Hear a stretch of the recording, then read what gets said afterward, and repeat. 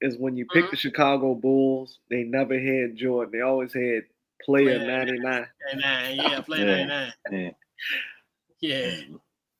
Yeah, man. What I used to drive me crazy about the game was my brother would play with LeBron, and he played LeBron like LeBron would play to piss me off. Like he knew how to make him lean a certain way and everything. I'd be like, and I'm an AI guy, so you know, Allen Iverson's hurt. Oh my god, stop fouling.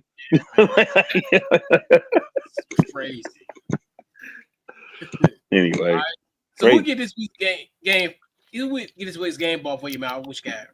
I'm giving it to Mike Brown, man. Mike Brown, if y'all really know, as a coach, the NBA has been good to him. Like I'm sure I think when he left the Cavs, he went to the Lakers and he got fired, 2 weeks, 10 days into the contract, and they still had to pay him.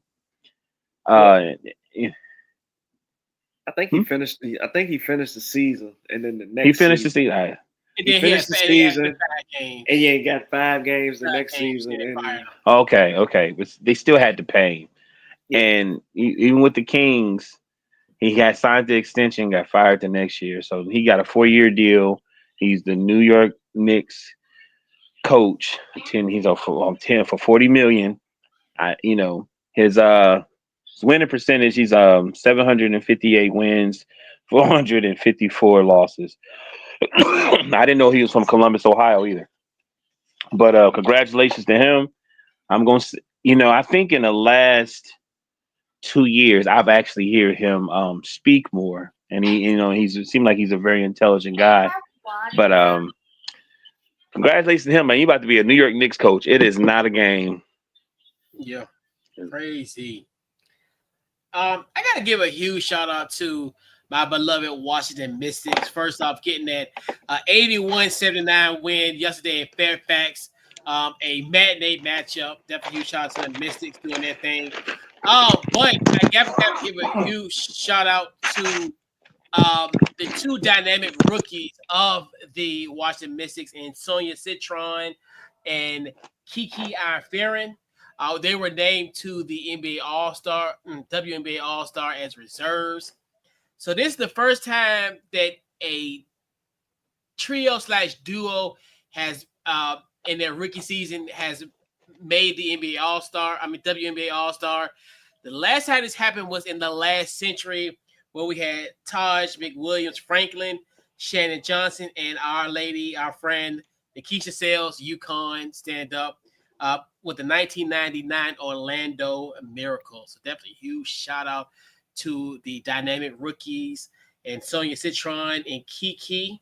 Definitely wish Georgia was on this team. Georgia, as far as we heard, with her having the ACL injury, that would have been potentially a trio, but potentially to be in the All-Star. But that huge shout out to Sonya and Kiki for being named WNBA All-Stars, and they'll be representing the Mystics next Saturday night in Indianapolis. So huge shout out to the ladies of the Washington Mystics, and great turnaround for the Mystics at this point. So huge shout out to them.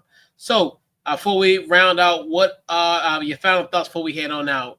Final thoughts and what you got going on social media wise and all that. What you got? I'm going to you first, X. What you got?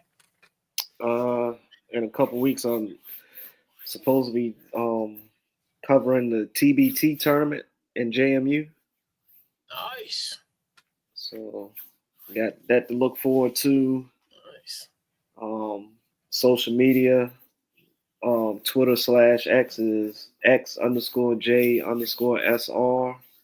and IG is Game On Media _X. All right. What you got, Mel? Man, happy to be back. I don't know if the coaches know. A couple weeks ago, I almost lost my life, but they can't keep your boy down. You know how it is. And plus, man, happy anniversary to Couch Coach Live. Like, what we talk about here, man? What's this, about 10 years? What we looking at, 11, 13, 85? 11. So it'll be 11 next Saturday, July 19th. So yeah, about 10 days. Yeah. Yep. But DT Morgan 78. Deshaun Morgan Facebook. Always a pleasure to be on the show. I'm still here. All right. Pretty much social media, Facebook, Twitter, Instagram under Couch Coach Live, the website, Couch Coach Live, and YouTube, Couch Coach Live as well. Pretty much anywhere, social media, Couch Coach Live. And this wraps up episode 351. We'll catch you guys next week, and we're out. You're welcome. You're welcome.